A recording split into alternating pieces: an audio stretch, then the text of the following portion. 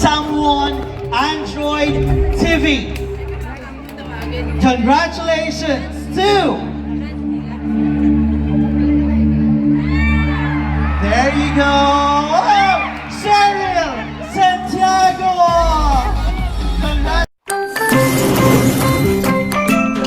And the beautiful life mga ka-Cherbis. Itong vlog na to, actually last year pa nung binidyo ko to. Pero gusto kong i-share with you kasi nga, ang guest namin dito ay si no other than Jonathan Yabut. Yes, si Jonathan Yabut ang aming guest dito. Ito yung civil service man. Malapit na rin naman ang September, so napapanahon pa rin. Congratulations to Irma May G. Dinasas.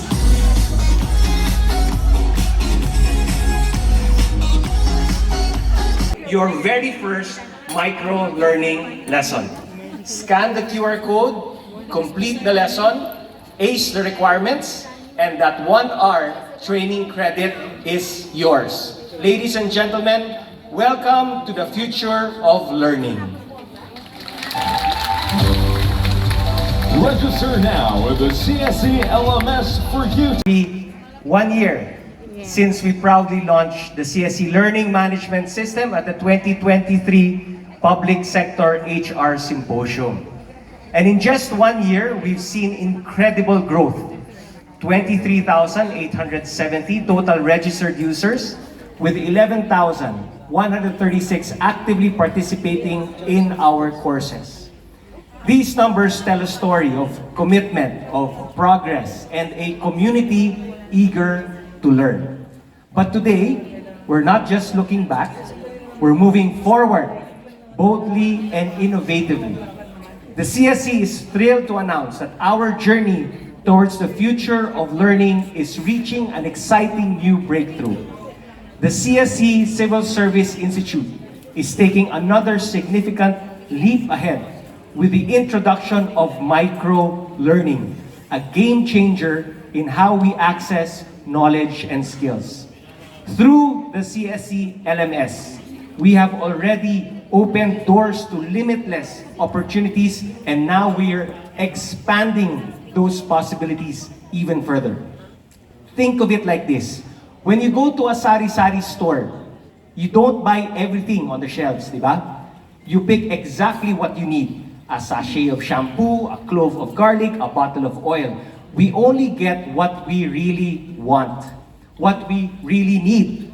You get exactly the lessons you need, nothing more, nothing less. It's personalized, it's efficient, it's economical, and just what we need in today's fast-paced world. But what exactly is micro-learning, and how can it benefit each and every one of us? So let's dive into this concept with a short video that will give us all a glimpse into this innovative approach to learning. Discover. Look forward to future partnerships as we continue to develop e-learning and micro-learning courses together. Let's give a warm round of applause to UPOU! Contribution of the University of the Philippines Open University, led by Dean Joan Serrano.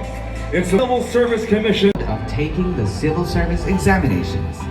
It will complement the pen and paper test mode and shall eventually replace the existing computerized examination or COMEX. The CSDEX is a cloud-based, high-stake examination platform. It adheres to the Philippine government's Department, Dr. Yabut, Senior Deputy Director, and Mr. Nurzaidi Saim, Principal Assistant Director. From Singapore, Mr. Fabian Ong, Senior Assistant Director, Ministry of Sustainability and the Environment. Please welcome to our plenary stage as he shares his words of appreciation for everyone who made this event possible. Ladies and gentlemen, Civil Service Commission's Chairperson, Attorney Carlo A.B. Nograles. Maraming salamat to Commissioner Attorney Eileen Lourdes-Lizada, Commissioner Attorney Ryan Alvin R. Acosta, Ms. Milan. Over the past 2 days, we've shared a journey under the theme Adapt Beyond Limits. And we have all contributed to making this symposium a truly transformative experience. For the past 2 days, we navigate. Panoorin po natin.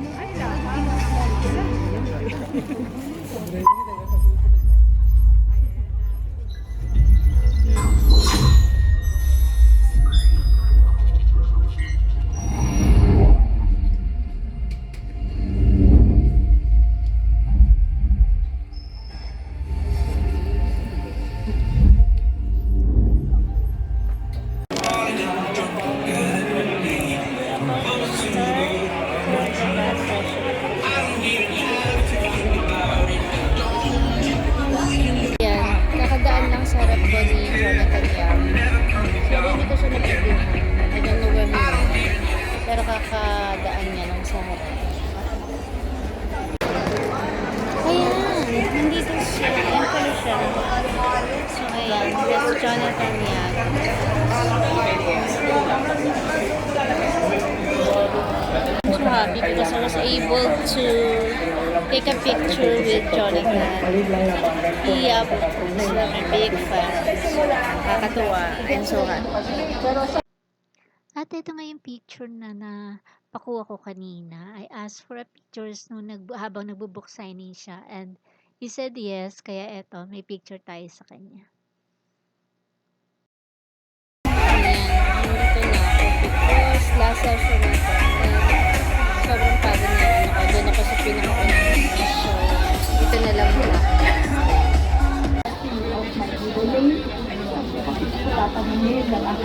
We are about to conclude our HR Symposium 2024.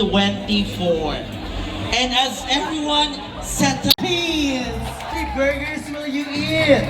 Spaghetti, chicken, and rice.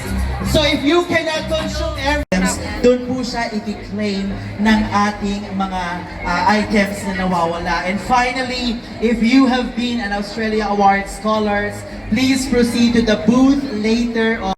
Excited na po ba ang lahat? Kung kaya niyo pong iuwi ang ating LED screen, yan po ang isa sa mga major prizes. Kaya lang po kailangan iuwi natin ang buo. So we have 3 gift certificates worth 5,000 pesos. Apprentice Asia.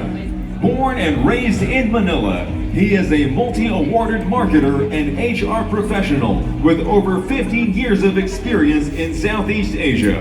He is Asia's leading motivational speaker on topics involving leadership, career advancement, communication skills, and office productivity. Ladies and gentlemen, let us welcome on stage Asia's millennial guru, Mr. Jonathan Yabut.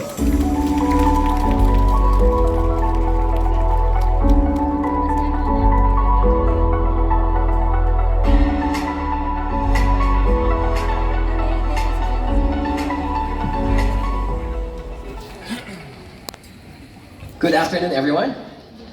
I'm gonna ask help from the folks. This is the mic I'm gonna be using for the wireless, by the way. Tama ba? Okay, all right, because I want to go downstairs. Good afternoon, everyone. I hope you're all having a great day so far. Yes, all good?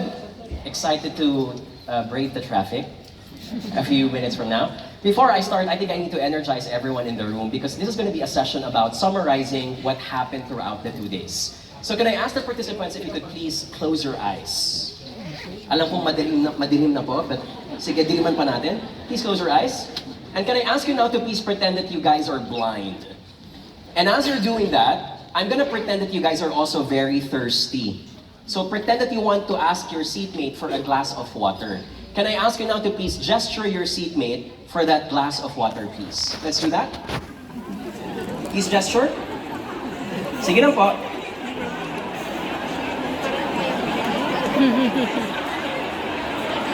Sige lang, go ahead, ask for that glass of water.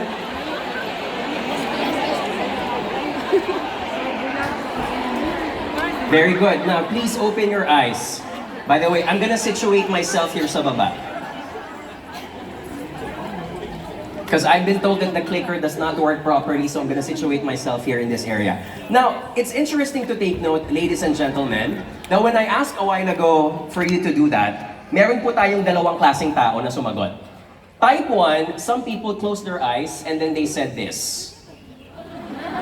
Right?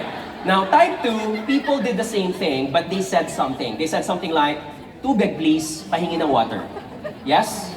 Question, between those two answers, ano po yung tamang sagot? 1 or 2? 2. Bakit po maraming gumawa ng 1?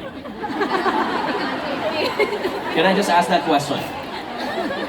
And may I remind you, by the way, na kayo po ay based on instructions, kayo po ay bulag. Hindi po kayo pipe. Very good.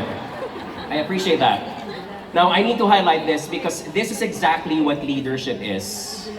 That sometimes, when you look at the best organizations out there, if one part is incapacitated, the rest of the system can also break down, thinking that they are also limited. Do you appreciate that? Yeah. And our goal for today is to appreciate that leadership, and most especially in talent management, any organization can crumble when you have one bad, rotten egg that infects the rest of the population. True. The goal, therefore, is how to build that culture for us to be able to surpass those challenges as well. So this is going to be our summary for today's quick session, integration session on our workshop on adapting beyond limits. Okay? If I may, sorry, papalitan niyo ba yung clicker? Okay. Sana gumana na to, ha? Okay. Let's look at that. Ayaw pa rin. Can I ask for some help? Ayan na? Okay. Quick. Congratulations! Enjoy your... Our workshop is called Boost Your Confidence. And I want to give away the winner 10 free tickets. If you know the answer, please raise your hand. I don't know how we'll be able to do that because medyo madaling sa likod. But if you know the correct answer, please raise your hand. I would be able to love to give you tickets. The ticket is worth 1,799. So please don't sell the tickets if ever you win the tickets. My question, ready na po kayo? If we all. So instead of asking that question, you can ask something like, tell me what was the most challenging project you've ever worked on and how did you manage it? It tests their self-awareness and your books as well. Okay, last part. Let's end with the last part. And here is tip number 2. Evolve and develop a deeper understanding of the new generation of the workforce. When I talk about the Gen Y and Gen Z, let's look at how flexibility has changed. Gen X, born 1980 or earlier, notice that the way they see the day is linear. I have work, I go to the office, I take a break, I have my personal life. Gen Y and Gen Z, which is your 1981 or later born, it can be more complex. I have my wake up in the morning, I go to work. However, lunchtime, if there is a gym nearby, I'm not gonna eat. I'm gonna go to the gym. Or I'm gonna apply for a company na may libreng gym subscription. During lunchtime, wag niyo akong papakialaman kasi today ay 9-9 sa Lazada. So I can eat alone and I should not be judged to be antisocial because I prefer to eat alone. During my coffee break, I can work and I can watch my favorite Netflix episode because it's only for 15 minutes. Or for example, I can also hang out with my friends. After work, I go to a coffee shop, I hang out with my friends, etc. And of course, let's not forget, you need to have content update in between. However, may I also remind you that there's something good about sharing your light. And that is, if you share your light, a candle does not lose. Yung clicker nyo, pakiayos ko, nawawalang momentum yung aking drama eh.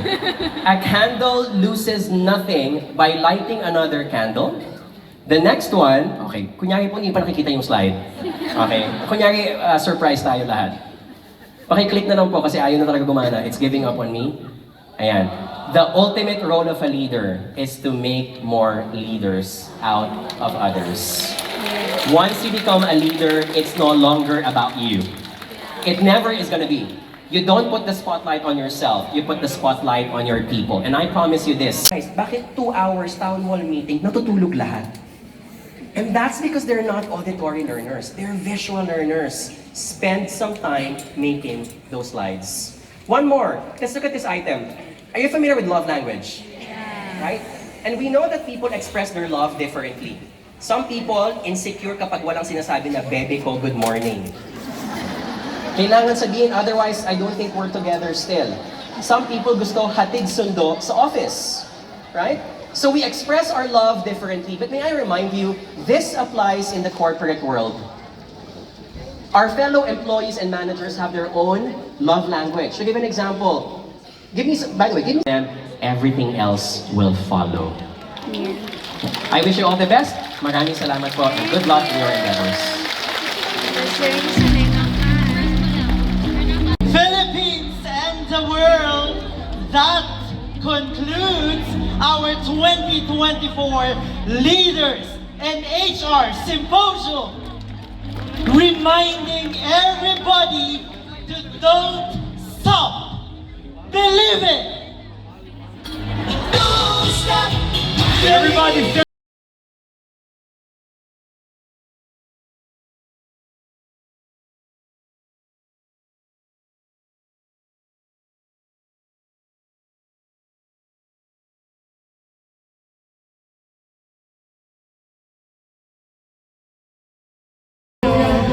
The symposium was concluded. So happy tayong lalabas kasi we learned a lot.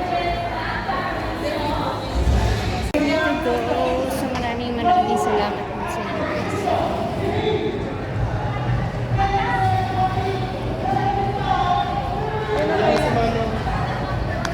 So hindi na ako nakisabay dun sa silent ako. Pauwi na ako. Nag-grab na ako. So, salamat sa inyong yung service namin kasi matagal pa. So, thank you all for pagsama sa akin sa dalawang araw ng symposium.